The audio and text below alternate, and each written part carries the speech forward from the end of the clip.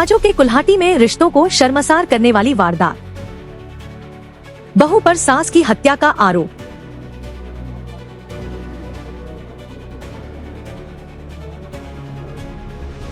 असम के हाजो के कुल्हाटी इलाके से एक बेहद सनसनीखेज और दिल दहला देने वाली घटना सामने आई है। यहाँ कथित पारिवारिक विवाद ने इतना भयावह रूप ले लिया कि एक बुजुर्ग महिला की जान चली गई। मिली जानकारी के अनुसार कुल्हाटी के कोनादिया गांव की निवासी आइकन दास की हत्या कर दी गई। इस मामले में मृतका की बहू मामनी कलिता पर हत्या का आरोप लगा है। प्रारंभिक जानकारी के मुताबिक आशंका जताई जा रही है कि पारिवारिक विवाद के दौरान महिला की गला दबाकर हत्या की गई। हालांकि हत्या की असली वजह और घटनाक्रम का खुलासा पुलिस जांच के बाद ही हो सकेगा। घटना की सूचना मिलते ही हाजो पुलिस कार्यपालक दंडाधिकारी तथा फॉरेंसिक टीम मौके पर पहुंची और साक्ष्य जुटाने की प्रक्रिया शुरू की। पुलिस ने आरोपी बहू मामनी कलिता को हिरासत में लेकर पूछताछ शुरू कर दी है। वहीं शव को पोस्टमार्टम के लिए भेज दिया गया है। फिलहाल पुलिस पूरे मामले की गहन जांच में जुटी हुई है। पोस्टमार्टम रिपोर्ट और फॉरेंसिक जांच के बाद ही हत्या के कारणों और पूरी घटना का स्पष्ट खुलासा हो सकेगा। News desk report any times 24/7।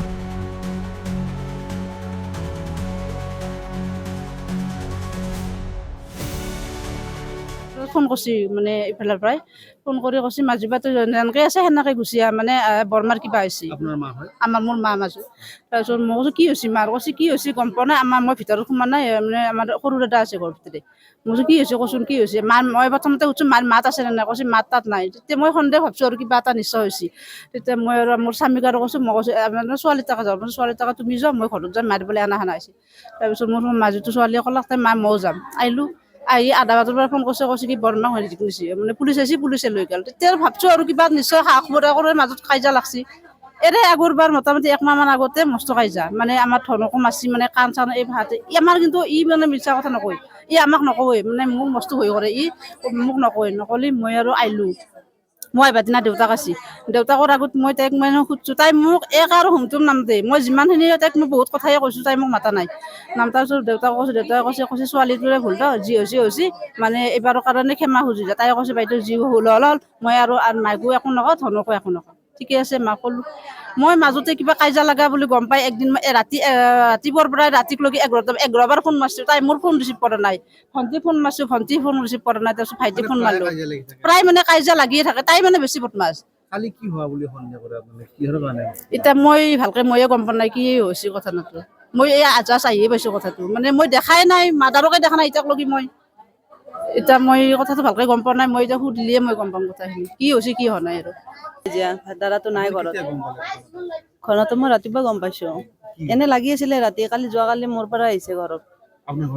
মোৰ ঘৰত আছিলে কালি গধূলি আহিছে আহি কিনে ৰাতি আৰু কি হ'ল ছাগলী বান্ধি কিনে দমকলৰ পাৰত গৈছে কৰি থবা। তাৰপিছত তাও গৈছে নেকি যাই কিনে মানে মাক মানে গালি পাৰি আছে আৰু মায়ে মানে কিবা পানী মাৰি দিয়া বুলি কৈছে ভৰিত মাক মানে বেয়া বেয়া ভাষা দি গালি পাৰি আছে। মায়ে আৰু কৈছে কৈ থাক মই আৰু ফোনতে কৈ আছোঁ মই মায়ে তই নামাতিবি তই মনে মনে থাক তই বাগাত দি আমি কম দে তই আমাক চাই পেলাই মনে মনে থাক এনেকৈ কৈছোঁ। এতিয়া দেহতে কৰিব লাগিব আগতো মানে গজিছে মাক মাৰে মাক অলপতো মাক মানে বাৰীত মানে সেই কৰি আছিল মায়ে তাই ধনো আছে ইয়াতে মায়ে ফালে সেই দি গৈছে মাৰবা আগে পিছে মাৰ দাদাক কৰিছে মাৰ মানে এইবিলাকত কামুৰিছে কামুৰিছে মামনি কলিতা।